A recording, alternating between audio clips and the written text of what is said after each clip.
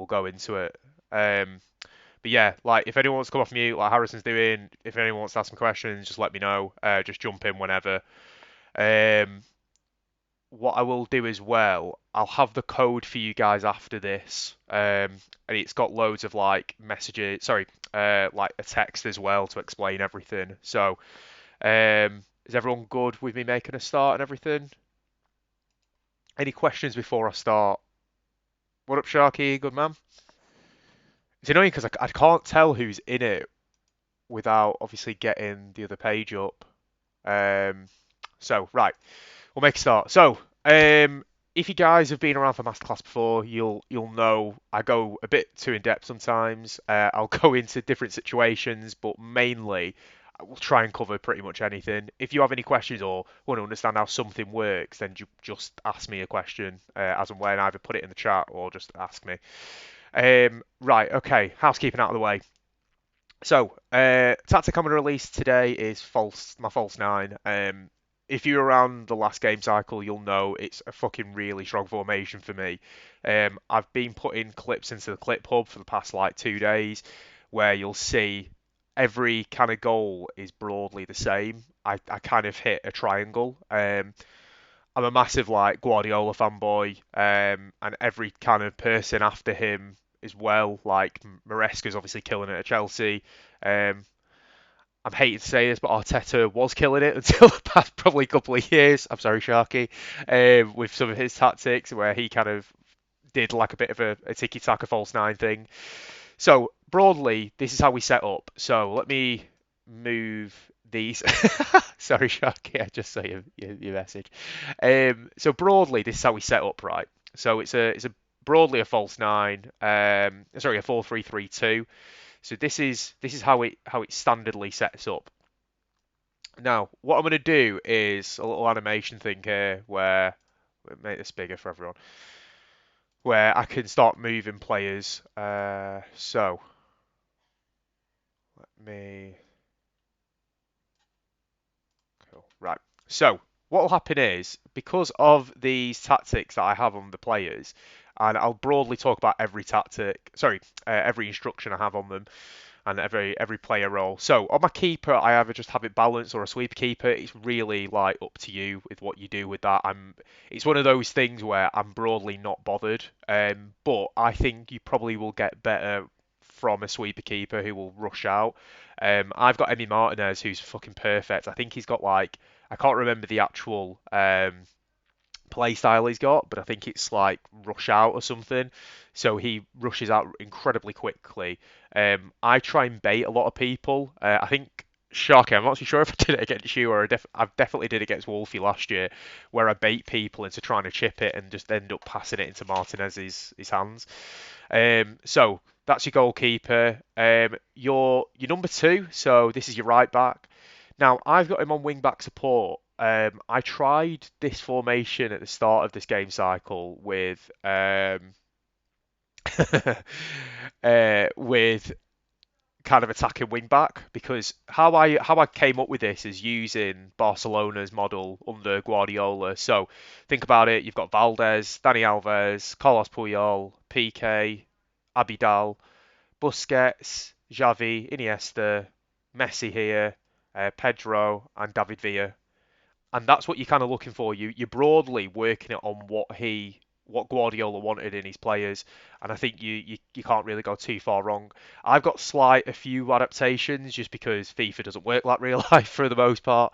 So anyway, your right back isn't just like your Dani Alves type. You want him to be somewhat technical in the centre of the field, and I'll explain it when I explain something else towards this tactic. So I've got Munoz. So attacking wing back puts him into this realm here. So he doesn't really go much higher than that unless you kind of trigger him, but he'll just go to this bit. So that's your number two there.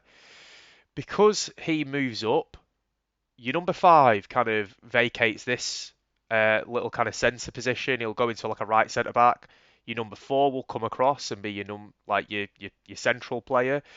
So when you're thinking of your players, now I've got it kind of sort of the wrong way around here, but I wouldn't worry too much. Have your strongest centre back or your slowest one in this left centre back position unless you flip it.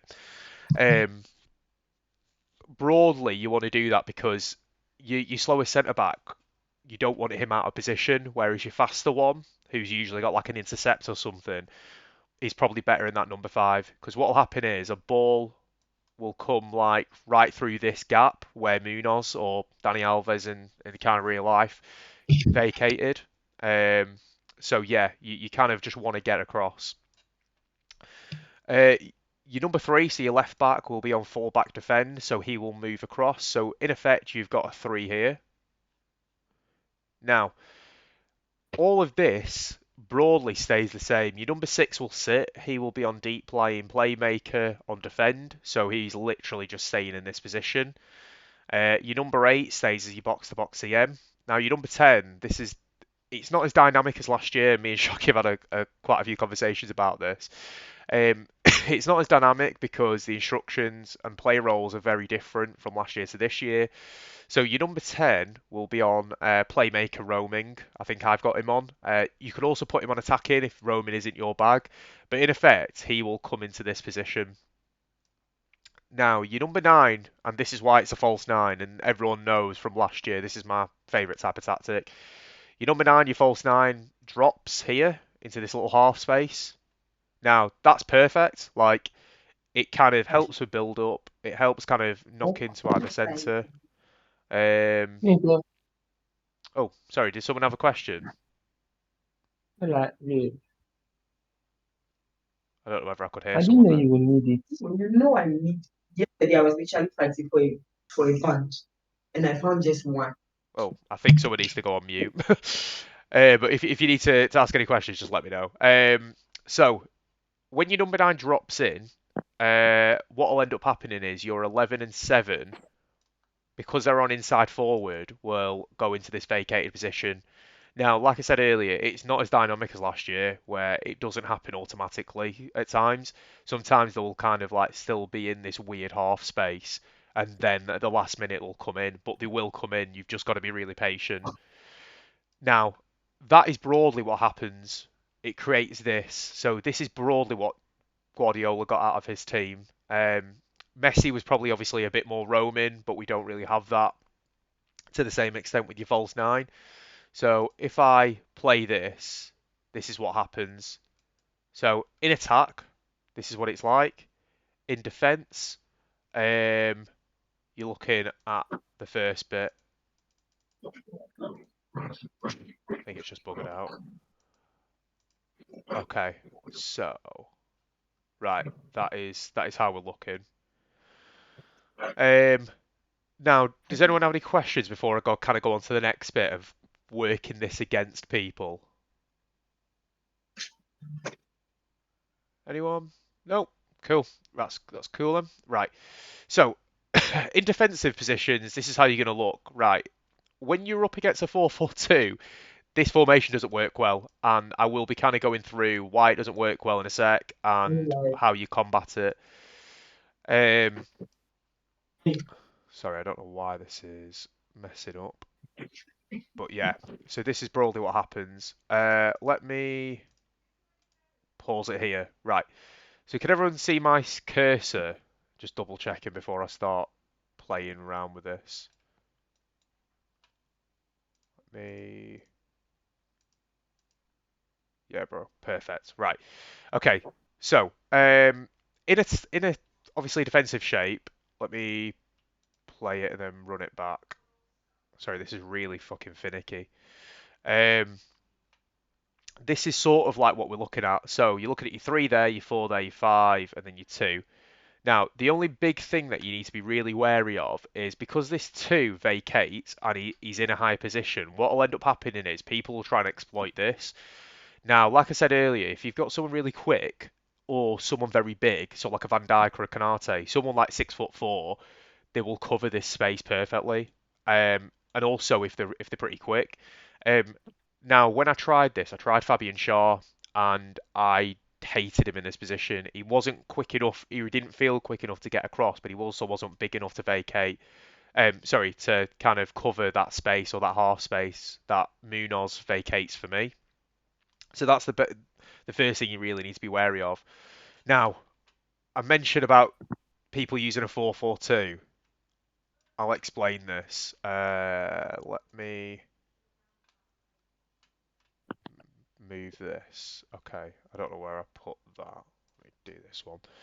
Okay, so let me set up in a 4-4-2 and I'll quickly explain why it doesn't work against the 4-4-2. But there's a way we can combat it, and I'll talk about it in another tactic after this. There's a way you can do it in game against someone that is relatively crap, to be honest. I won't put it lightly. But for the broad setting, this is what happens. Your number 9 there,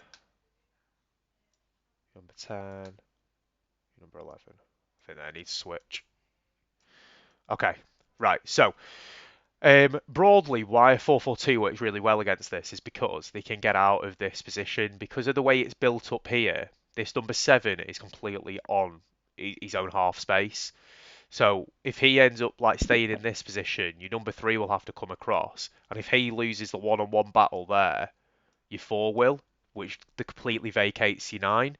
Now, your 6 doesn't drop because the fucking rolls are bollocks this year a little bit. So it's just one of those things where you completely get outnumbered. And it is, if you look at it, it's literally man-to-man marking. Your 11, you would literally have to physically drag your 11 back. And if you're against someone that is very quick at attacking, like, you're just going to get bollocks up, to be honest. But then the other bit to this as well is it is if you take them back in the midfield, and it's the midfield battle that you always have to win, especially with any of my formations that I bring out. I know Wolfie's been the same in the past. You need to win the midfield battle, and if you work out what the midfield battle's like in the centre, you're all good, but then on the width, you're completely fucked. You're right, man. Um, so, yeah, on your winger positions, you're absolutely screwed. So what will happen is your number 10 and number 8 will press. Your number 6 will obviously stay in this position like they should be doing. But then this number 7 and 11 can just cut inside, and it's literally you basically again man marks on here, and it's 4 against 4. Then it is literally like who's better on a one-on-one. Now most attackers are better than most defenders for the most part. So, especially if you're against someone that's really strong and good, you're basically going to be fucked by that point. So, what you can do, and like I mentioned earlier, it's really hard to do, but if you're against someone that is more of a possession player, you can drag your wingers back physically and then create this. So then you'll have a really good numerical advantage. You'll have 4, and the 6 there is just occupying those spaces to intercept, and it works perfectly. But I don't recommend it with this formation, I'll be completely honest. What I tend to do, as soon as I see a 4-4-2 that I'm up against, I will switch to my other tactic, and I'll go through that in just a second. But broadly, how my false 9 works, everyone kind of knows from last game cycle. The 9 drops, the 10 goes high into this half space, your 7 goes inside, and your 11 goes inside there. You could create a complete overload in this like half space right in the center of the goal, and it's absolutely fucking perfect. Also, I don't know if I can do it with this one. Is it that? There we are. Right. Also, look how many triangles you've got as well. You've got literally triangles everywhere on the field. There, another triangle. So work on those triangles. There is magic word overload. Yeah, that is literally all you want, Sharky. You want overloads in different areas. Now, I'm not going to be one of those tactic guys, and I know we don't really have that in this Discord of people being like, oh, this is the best tactic that there ever was and ever will be. But because it isn't, it works really well for me and it works well for other people.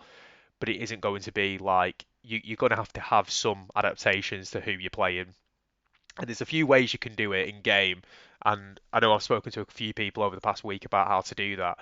But broadly, how I start setting up is as soon as I've got the ball in this position at my goalkeeper, I pass it to my number 4 or my number 3, and then I start looking for triangles.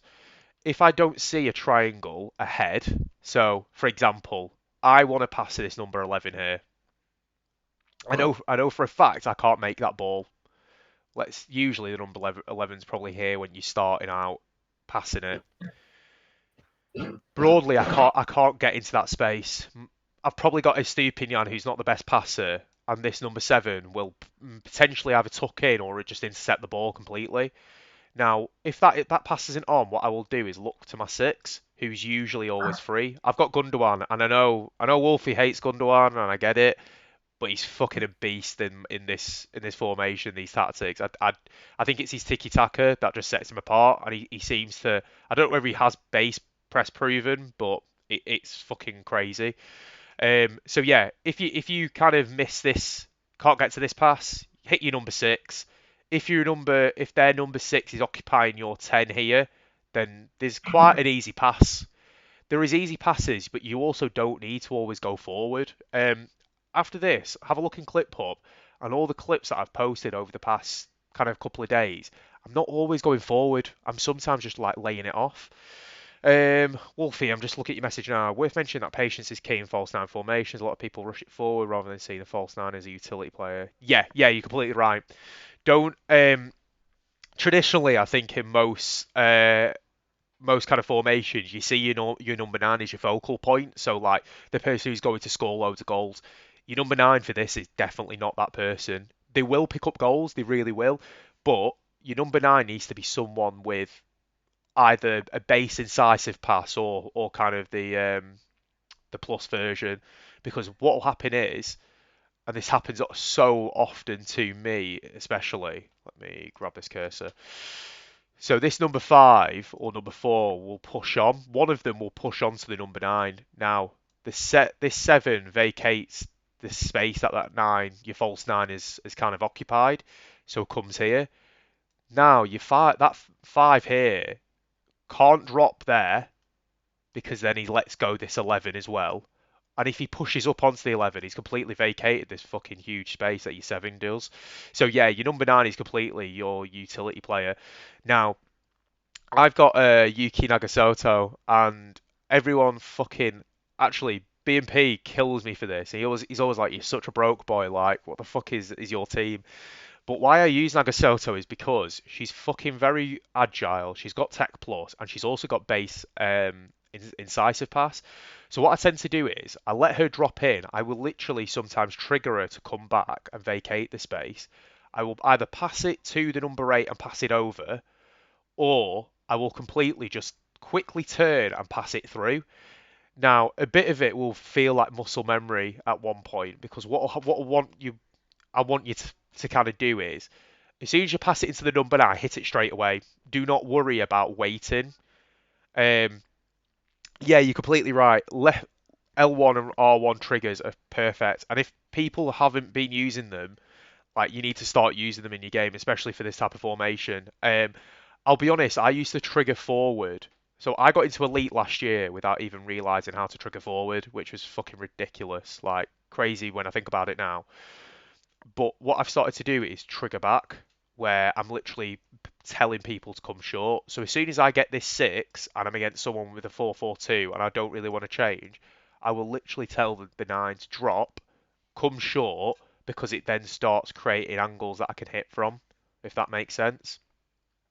Um, but yeah, broadly that's kind of the way the tactic works. Now, um, feel free to put kind of questions in while I'm kind of talking through this point, and then we'll talk about how to combat a 4-4-2 if you want to change the formation. Right, last thing is play styles on your players. Something I've not covered yet, but something that is very worthwhile for something like this.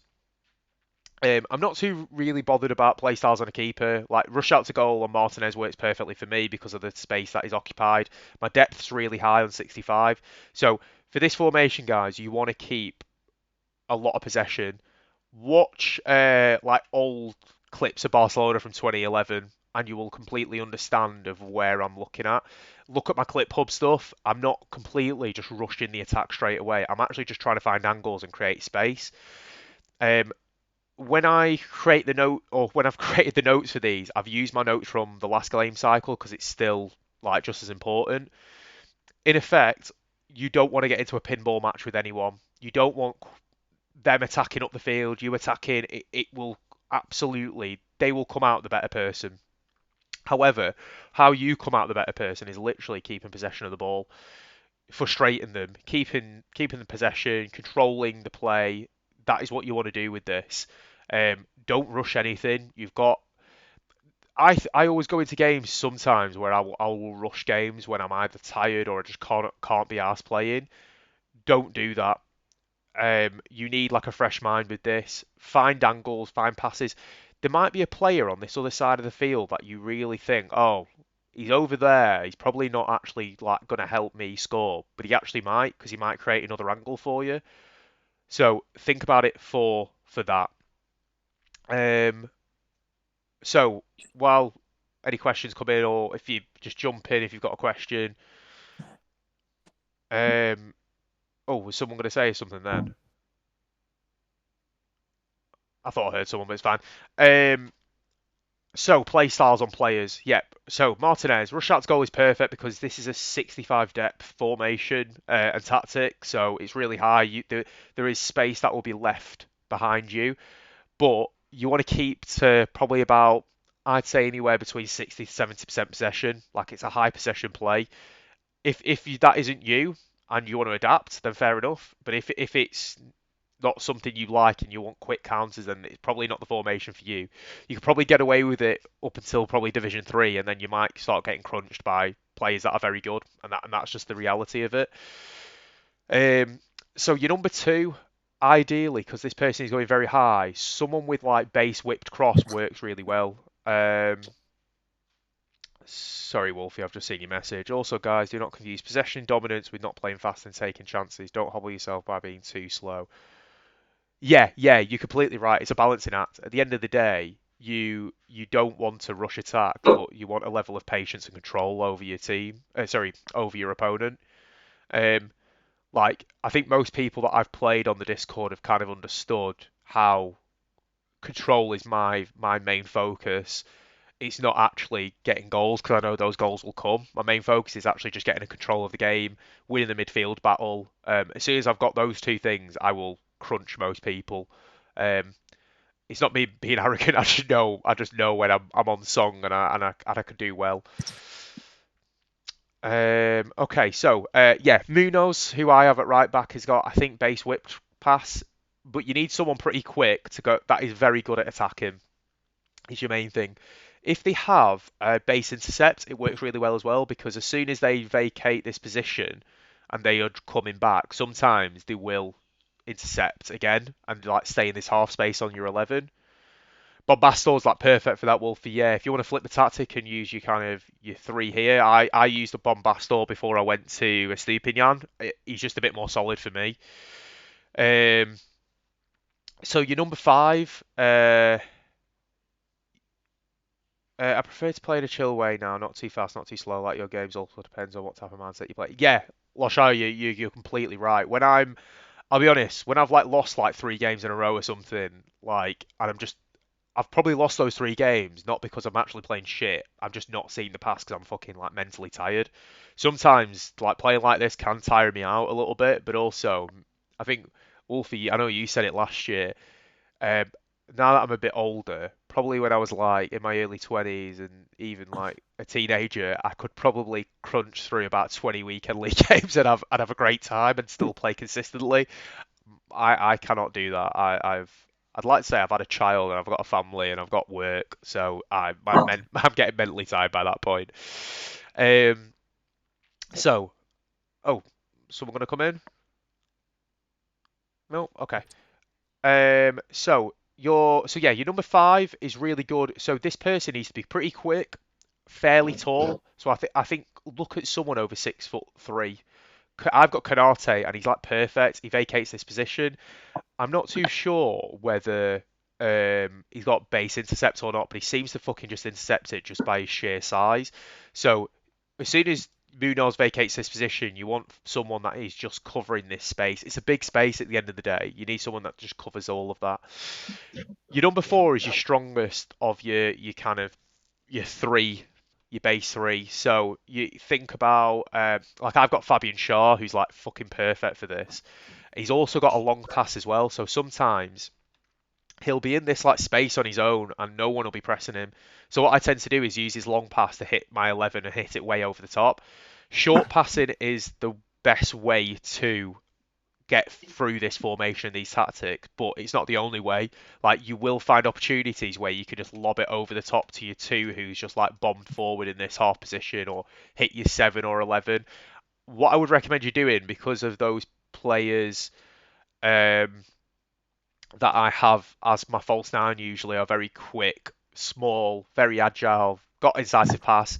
Don't lob it into them. If they get impressed straight away, you've got to be very quick just to kind of come out. Um, so yeah, your number four is going to be your strongest one. Yeah, Shaw's fucking he's ridiculous, mate. He doesn't work well as my five just because he doesn't cover the space well. Canate's better at that, but yeah, you're completely right. He's an absolute wall. Your number three is again someone a left back who is very good defensively. You do not want to use like a Bombastor here. You want to use like an Estupinian, a Benjamin Mendy's perfect for this. Someone who is big and strong in effect. Because they'll do is create this three. Sometimes and now I don't know why this has started to happen a little bit, but it's worked perfectly for me because of how much I keep possession. Estupinian is going into this weird half space and creating like a really like basically a two, a three, and a weird three here and a two there. I don't know why this is fucking started to happen. It doesn't happen all the time, but I think it happens like when I've accidentally triggered one player and he's just like bombed up a little bit into this half space. If that starts to happen, don't worry about it. Either pass back to your keeper and recycle possession because they'll eventually come back, or just hit it into your six and then to your three. Like it creates this like triangle here. Your six, someone with press proven is perfect. Long pass is perfect. Any passing play style is perfect for your six. They are the person that is going to sort of mop up from your attacks being kind of shut out. I used Fabinho last year. His footies card was like amazing. I think it was an Evo. It was fucking absolutely perfect. That's when I got my 18 and 2 last year, and it kind of was like comfortably in elite. Um, don't use Patry. Guharo in this role. I used her, and I think she's just a little bit too lightweight. You'll almost have to do something what you do with your nine, which is just pass it off quickly.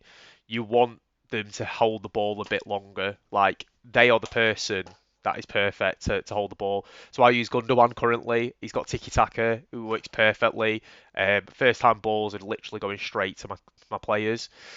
Um, your number eight is your box to box, so Bellingham's going to work perfectly. I've got Roy Keane, and his tiki taka, his incisive pass, and his pinged pass are fucking expert for this.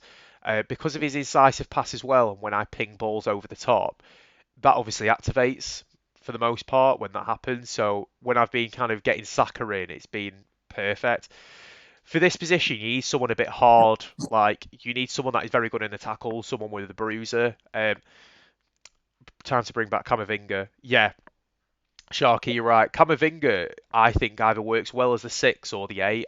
I'll be honest, he's a bit clunky as a six for me because his agility isn't as good as like a Gundogan or a Patry, so I didn't gel with him. But yeah, yeah, you're completely right. It dictates the tempo. Well, so this is the difference, Wolfie. So the six does dictate the tempo in this foot tactic this year, but last year he didn't. It was my eight that did.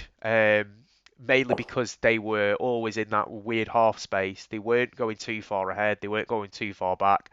It was my eight, but yeah, this year it's my six that dictates the tempo of how quick I'm gonna go. Um, how are we doing for time? Right, so I've got probably another like 30 minutes. I'm still recording, so if anyone needs to drop off or anything, feel free to. I'm clipping this up after anyway. Um, so yeah, right. play styles. So 10, your 10 is your playmaker. So it's the person that has got an incisive pass, has a pinged pass as well, is perfect. Someone that has Tech Plus is absolutely, honestly crazy in this formation because they go so high and they kind of go into this like what I like to call a clusterfuck of just players around them. Tech Plus is perfect for this. So you need someone quick. You need someone I preferably with probably 82 pace and above. I think 82 pace is probably the lowest I'd go to. Anything after that, I think you're in a really good realm of who you go for. Pateas works great. Bonmati is perfect. I have been trying Bellingham now and again in this position, and he's been really good. I use Patry in this because she's a fucking nightmare to hold on to. But what I didn't notice is that she actually has base finesse as well. So when she hits this half space, usually around this position, right, kind of in front of the box, I can literally hit a finesse and it'll most likely go either test the keeper or go in, and it's been really good. Um, yeah, you're completely right, Wolfie. CMs, I don't think have as much of a role in this type of formation as they did last year, which is incredibly frustrating. But it's just obviously one of those things. But we make do and adapt, don't we? So, you're 11 and 7. You want the same type of player, so you want a really quick inside forward. That most likely one of them I think is really good to have finesse. I think the other one is very good to have maybe like a whipped pass or an incisive. So think someone with like one decent play style person, one tech plus, or one someone with a finesse and a tech plus base is fine. So I use Saka and I use Pajora at the minute, and she's fucking amazing. Um, your 9, someone with false 9. Player role works perfectly, but again, what they do need is incisive pass. They need a passing play style to get away with this formation. If they don't, you will notice it. Uh, Pajo doesn't work at all in this formation. The amount of messages I sent Sharky and told him that I'm so fucking pissed off and frustrated with her because she fucks up a pass. It happened all the time, even with tiki-taka, but I need someone with incisive pass. I need to cut through the complete line. So, before I move on to kind of, oh, does someone want to come in then? If someone doesn't want to come in, just one second. I'm just gonna double check who we've got in. If anyone wants to ask a question, feel free to, because I'm gonna go into how to combat someone who does use a 4-4-2 with another formation that I've got. Uh, okay, so I think we're all good. No questions, so we'll move on.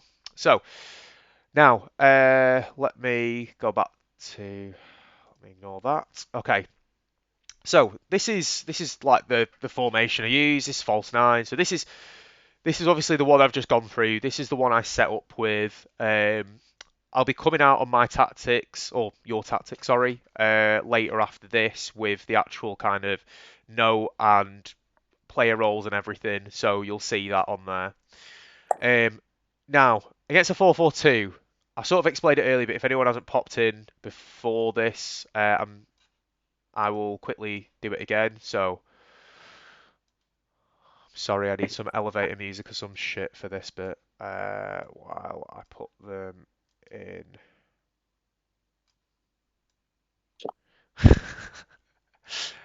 Shocker, you're laughing at my elevator music. You know what? I should like have like some music in the background for just this bit. Oh, 11 and 10 is that way. Right. Okay. So, if I didn't explain it before, sing us a song, mate. I actually, you know what I'll do? Later on, I will put into the daily living and no politics channel of me last weekend in a bar in my hometown singing "Living on a Prayer" with people I used to work with. Fucking, it's funny. I sent it into my other work chat and was like, I wonder why I'm hungover. I was fucking belting it out. I definitely wasn't well in the morning.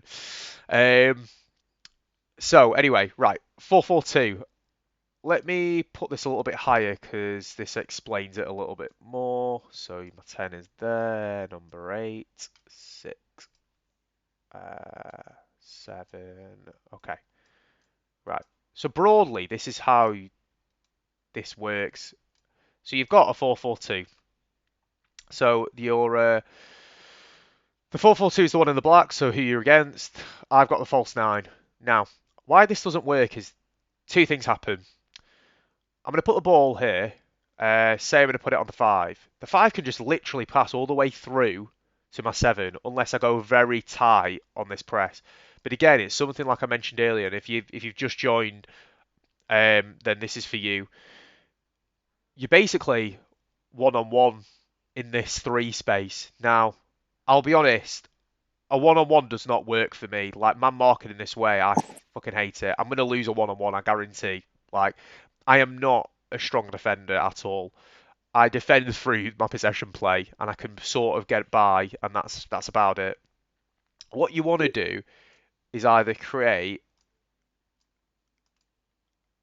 numerical advantage where you've got like a man over, so they don't have any numerical advantage. So you bring your 11 onto your 7. Now, if you're against someone that's going to quick counter you, I'll be honest, there isn't a lot you can do unless you quickly switch to one of your wingers, drag them back, drag one of your 10s back into this half space. You basically need to try and find numerical advantage because one-on-ones, you're going to get done in. It is the straight point. Now, what I started to do, and this was my formation that I probably brought out last year. That was my favourite. I know a lot of people like my 3-4-2-1, but this was my favourite. It got me to 18 and 2. Every time I see a 4-4-2, I will switch. Now, I will switch to my box. 4-4-2 is a good matchup because every advantage they have over you when they attack means you also have a numbers advantage over them on the counter. Yeah, you're completely right. The only issue Sorry, last shot, I just saw your message. The only issue is you've got numerical advantage in this bit, but I'll be honest, I don't think you need just the numerical advantage on this bit. I think you want numerical advantage on the sides as well. You can do like little things on the fly, which is go. I think it's half winger. If you move your 8 to the half winger position, they go into this. When they are actually coming back into this kind of CM position, they will cover the space so the pass can't go all the way through to the 11. It's like, I think they stay about here when I was testing it. Now, numerical advantage over here is great, but again, you pretty much, if I move these up even a little bit, it's 1, 2, 3, 4 here. 1, 2, 3, 4 in this space. Now, your inside forwards come, which is true, and sometimes if you get someone that isn't very good, no worries, Wolfie. Cheers for coming by, man. I will speak to you later. Um, so yeah, if they press and that space is occupied and you're not against someone that's very good, then fair enough, you can get away with this. But if you're against someone that you know is pretty competitive, might be a higher division than you, don't set up a false line against it. You'll get crunched, to put it lightly. Now that's an attack. You get outnumbered in attack, you can't attack very well, you'll get counted on. Now, this is the adaptation that my box did. So my box formation was basically predicated on Pep Guardiola's box that he created at City.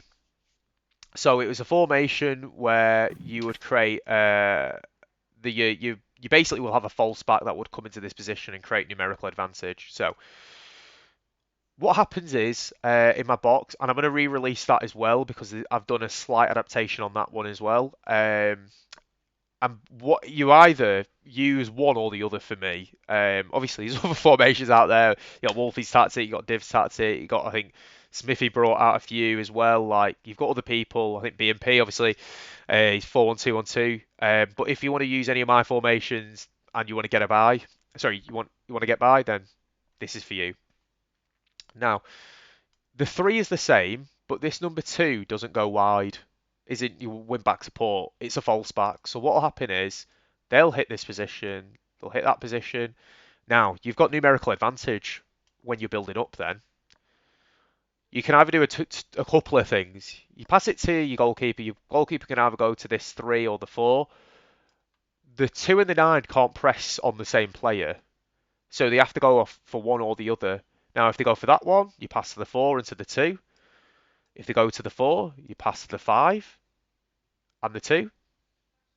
Or if they are covering this weird half space and they are just ready to go, sometimes, and you will see this, look at your radar. Your radar is your best friend in any of my tactics. Because if they occupy this half space here, go over the top. Just pass it to the 2 or the 6. Because what will happen is the 8 can try and push on to the 2. The 6 can try and push on. But what have they done? They've just left these two, the 10 and your 8. So then you've got numerical advantages there. You've literally got 1, 2, 3, 4 against 1, 2, 3, 4, 5. So you've literally created an overload without even having to think about it. It was probably the formation that I preferred last year, starting with at one point because of this. It's the formation that got me my 18 and 2, to be completely honest with you. So even if they drop, so let's go on the proviso that they're not a high presser, right? So you pass into your 2. Now, because that 7 hangs in this half space, wish I knew this earlier. Yeah. My original false 9 doesn't work well against 4-4-2, but this does. And with my slight adaptations that I made, it definitely works so much better as well. So again, triangles here, 2, 4, 5. You can even go triangle that way as well. The other bit to this, which I absolutely love, if you pass to your 2 here, your 11 and 7 don't go straight away. Unless you trigger them, they'll be in this weird half space until your 9 like sort of drops into here. Because I started to put a false 9 onto this now, Sharky, and that's the main adaptation. When I did this box and I released it and everything for the first time, I put it on advance forward and stretch the line. But then I realised it's not me. I'm a false 9 connoisseur by this point. Um, so what I wanted to do is, when they haven't gone yet, they've not gone into this space occupied by the 9, you can pass it straight into your winger. Oh, shit. You can pass it straight into your winger there. And then it creates, again, another maybe one-on-one situation. Yeah, switch to support myself, but good, I'm here to... Yeah.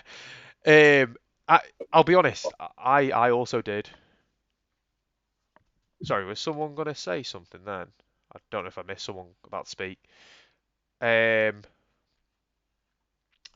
so yeah, that I put it onto support as well. I think when I sent it to you originally, it was on support, and then I just got to the point where I was like, I've got someone with false 9 that is decent now, Nagasoto. Let's just fucking crack on. Let's see what she does. So what will happen is, you'll have numerical advantage because your 9 actually drops in there. Your 10, because they're on playmaker roaming, literally occupies this space. Your 7 and 11 do exactly what they did in the last one and then move on. The only difference is your 2 just doesn't go wide. It just cuts inside. Now, I know you'll probably ask this question anyway, and most people do against this. Yeah. Oh, Yeah. someone's saying something then. So, okay, if someone quickly counters from that, where do we stand then? Get back. Get back. Is someone all right? Loco. Hey, man. Hey, come, let's go. I think you did, don't worry. I think it was one of the other lads. Harrison, were you saying something as well? Sorry if I didn't hear you. Okay, I think we're fine. Right, let me get back to this. Okay, so why this doesn't work. So this works, sorry, against someone who's got a really quick counter with a 4-4-2 is because of this. Your 6 doesn't automatically go back into this position. They go back in over the, like, maybe... I think he needs to mute himself. Yeah, I think Sharky, I just quickly muted him. I didn't know I could, to be honest. It's like bloody having Teams at work. So what will happen is they don't automatically go in. So the only actually outlet is your 11 and 7. Now, you'll have this. Your 2 will try and go back anyway to this position, which is fine. But when they're actually going back to this position, they'll sort of just like go down this line of path. So if that ball goes quickly to the 11, they've got to basically match the two straight away. If they don't match it, then they're screwed completely. They've lost the ball, and we start the attack again. But we start it slowly. We don't go straight into just like absolute chaos. We start slowly again, get the passing play back, start to hit the little holes in your opponent, and then go from there. The same with the six. The six will go back, but then the 10 will, as soon as the 10 drops, then you sort of if they drop quick enough for you, and you've got someone like a Bellingham in that position, someone with fairly decent defensive stats, they will drop back enough, so you're all good.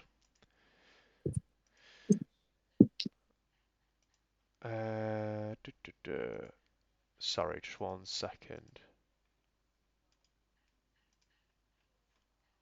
Okay, so that is broadly where you're at. So then you've got numerical advantage again. You've got someone that can sort of figure out that kind of quick counter, stop it happening.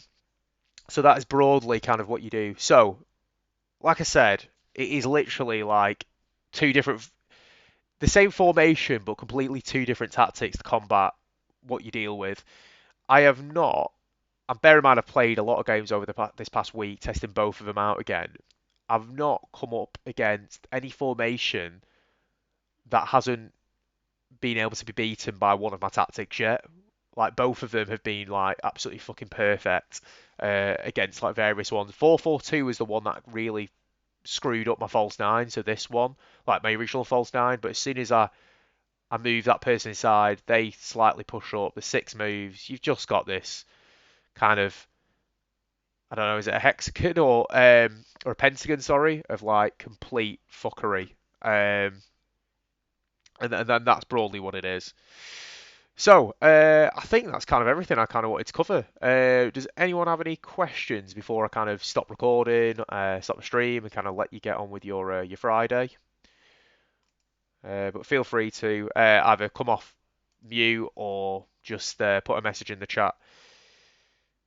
Yeah, I agree. I have to do so much right stick switching versus 4-4-2. Yeah, you do. It's just a bit of a nightmare. Like, if you could stop a 4-4-2 before they get into, like, if the way I see it is, and Wolfie had the same conversation with me when we were talking about possession play, because when we played, it was very competitive, and he didn't understand what I was doing to beat him, and we had a really good conversation about it after. But it was mainly because I knew he was a better player than me. So, but I'm very good at keeping possession and controlling the game. If you can keep enough control over someone where they get frustrated, and they will automatically get frustrated from what we are dealing with and this possession play, they will rush an attack. And if they rush it and counter attack, you've got the players with your box formation where it stops this kind of space into your 11 for your 4-4-2. So there's a few little things, little adaptations.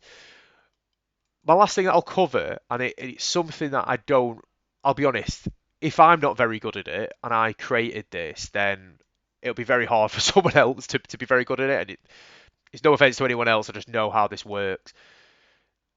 There is a few things that you can do on the fly to try and combat a few little things. Now, if you're having a really hard time with building up in this formation and you're using my false nine and you're against a 4-4-2 and they're just pressing so high, like they're all pressing, the one thing you can do is this.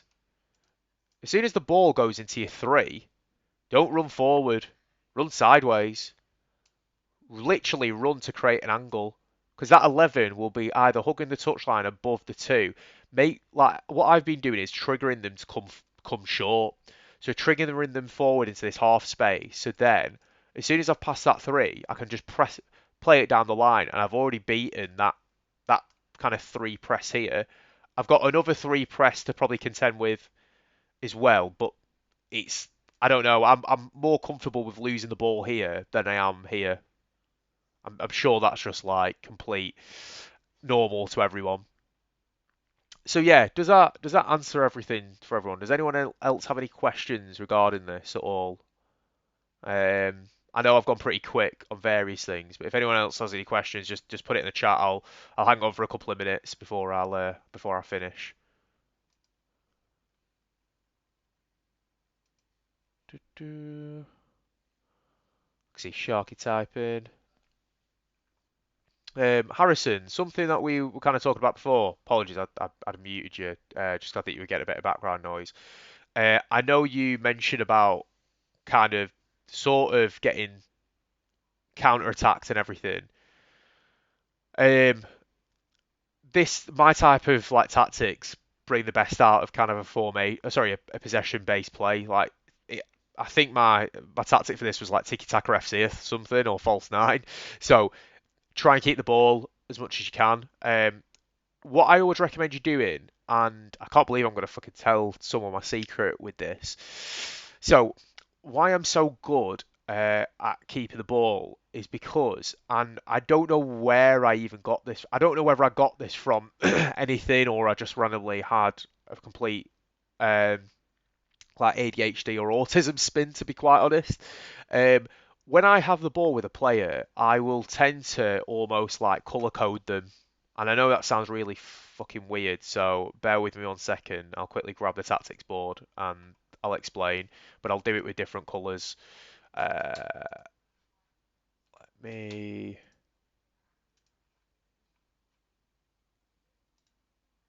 Is it that one? No. Oh, right, there we are. Right. I think it would be nice if you could write out some tips for us. Yeah, yeah, definitely. I'll definitely do that. I think I've got most of them wrote out anyway, but um, I'm going to try and do it before content, but I've got a couple of things I want to do with my family and whatnot today. So, but yeah, I'll definitely do it. So, um, oh crap, I just realised it's probably better with this. So, let me do it like this. Okay. So, right. Think of just think of this left-hand side of the pitch for the moment. And this is my three. I'm not renumbering them. Um,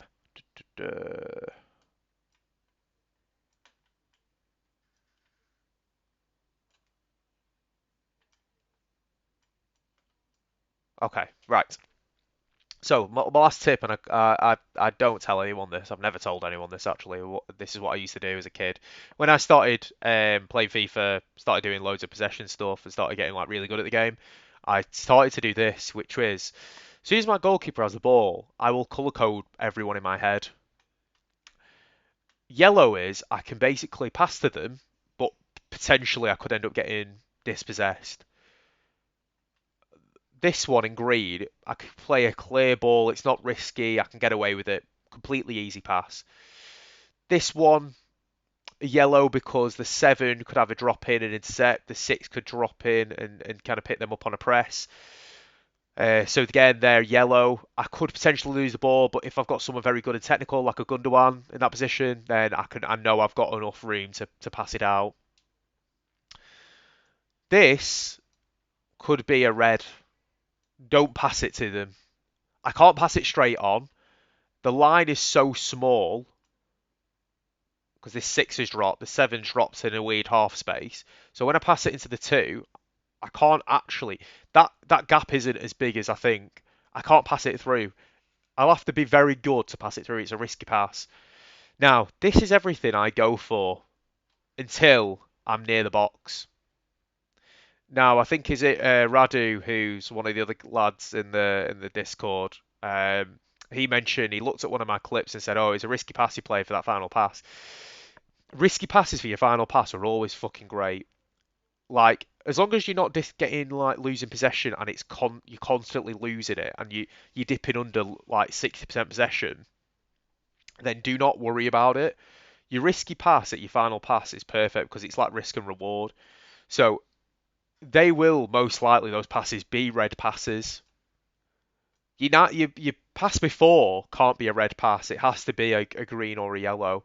So yeah, I that is something I do.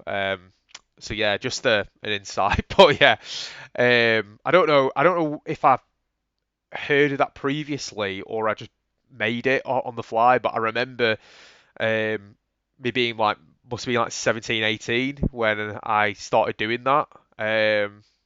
So yeah. Anyway, just a random tip for you guys as well. Okay, that's why it was so hard to get the ball off you when we play. Does that recognition come automatically by time? Never heard of this method. Cheers, man. Yeah, yeah. So um, it automatically has become muscle memory now, where I don't actively think about it. When I'm really in a tough game, I will think about it. Like when me and Wolfie played, I had to think about it because I knew if I started passing risky balls in this kind of like near the centre circle, I'd be completely fucked. Like he was just overloading me so much that I knew I needed control and kind of have that recognition, but also like have the thought process in my head, like literally talk to myself and be like, right, I can't pass him, he's yellow. I can pass him, he's green. But you might have loads of players who don't like press on you, and all your back line will be green, and that's fine. Like if they're all green, pass amongst them. Pass into the yellows when you pass the kind of the halfway mark. Like, yeah, it will be very easy for you. Does anyone else want to ask any questions or anything? Cool. Right. So I think that was everything. Um, But yeah, thank you guys for coming by. Like I said, I'm going to clip this up and post it in one of the channels. I've just got to speak to Div after this to kind of discuss which channels to put it in and whatnot. But yeah, I'm going to try and upload this to my YouTube as well. I've had a YouTube for like donkey's years. I've just not used it in ages, I'll be completely honest. But yeah, hopefully that makes sense. I'm going to write all the tips and stuff out, so hopefully it'll be ready before content because content is going to be mental. I hope all of us kind of get a few packs in and whatnot. I'm sure we'll get some decent players. But yeah, thank you guys for tuning in and everything, and I will speak to you all later. Thank you.